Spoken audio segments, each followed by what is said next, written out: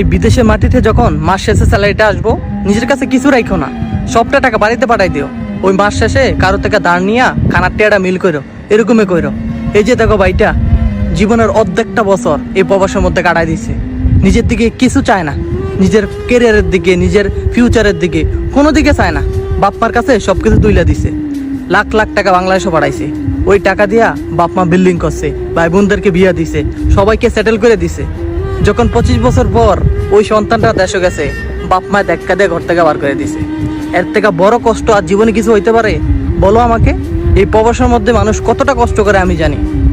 তাই তোমাদেরকে বলি যে স্যালারিটা যখন আসবো না, 3 ভাগের 1 ভাগ, বেশি না, ব্যাংকের মধ্যে আড়ালে রেখে দিবা, যেন কেউ না জানে, কাউকে বলবা না, না বলে রেখে দিবা। এটা যেন 10 বছর 15 বছর বাড়িতে যাওয়ার পর ওই টাকাটাতে কিছু একটা করতে পারো, মানুষ তোমার সাথে যেন এরকম না করতে পারে। তাই তোমাদেরকে বলতেছি, সবাই এই ভিডিওটা থেকে কিছু শিখেন ভাই। দিন শেষে কেউ আপনার আপন না।